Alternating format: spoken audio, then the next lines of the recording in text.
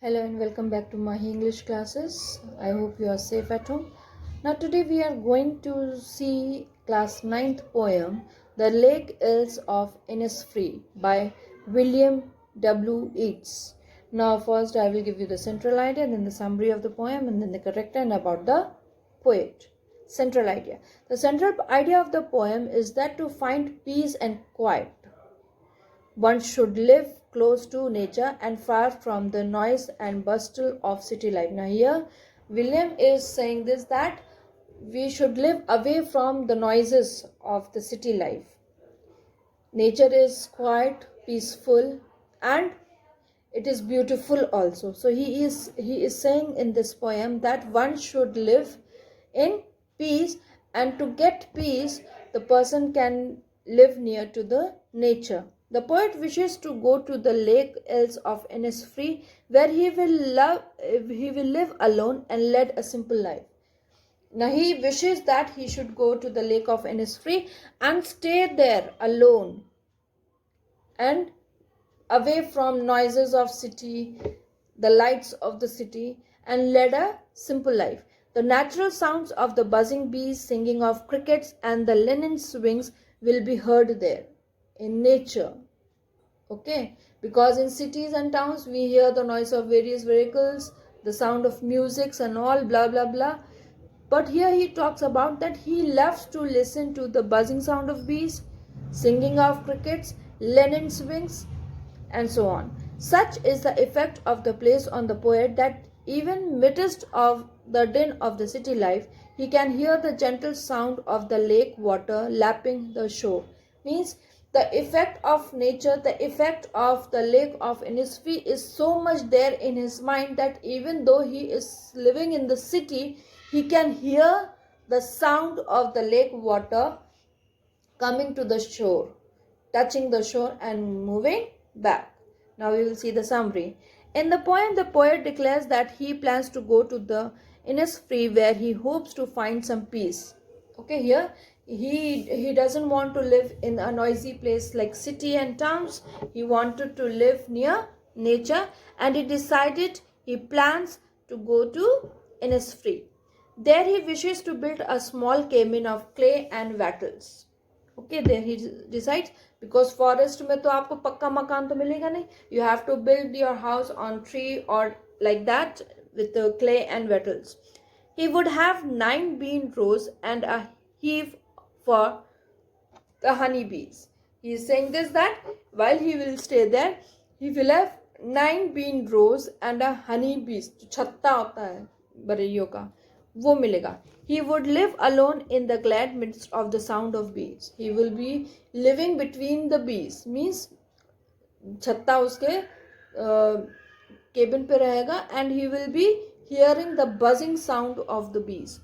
On the hills, the morning are misty and the night script with the song of cricket. जैसे रात में कीड़े बोलते हैं ना, कीड़ों की आवाज होती है, और सुबह बर्ड्स की क्रिपिंग होती है. तो he is saying that in the morning are misty, मतलब he is able to hear the sound of nature, the sound of birds, and in the night he could hear the song of cricket. Cricket is also एक तरीके का कीड़ा है.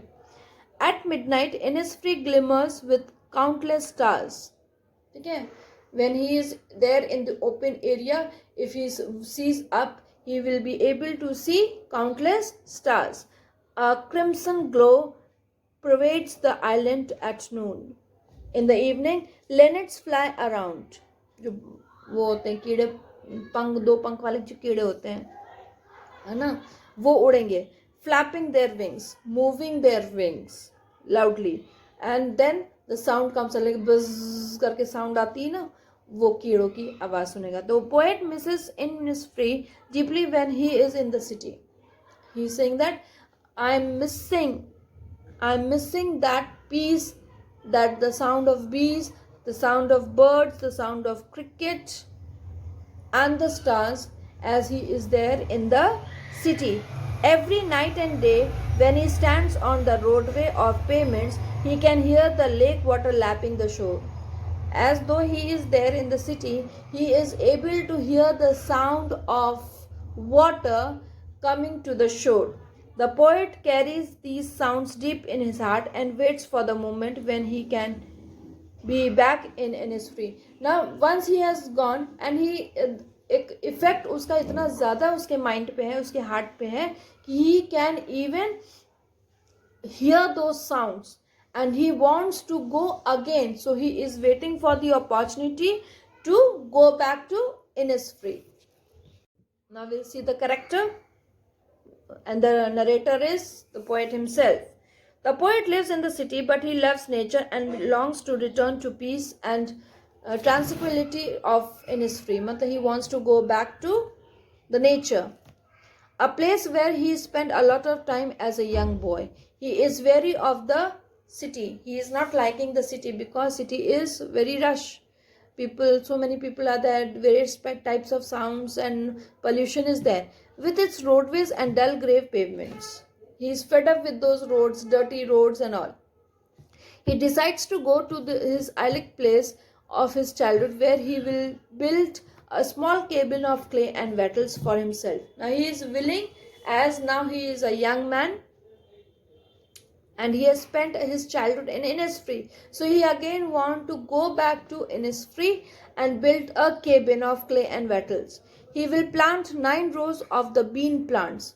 Here he says he is willing that now this time when he will go to Innisfree, he will plant bean plants and keep bees.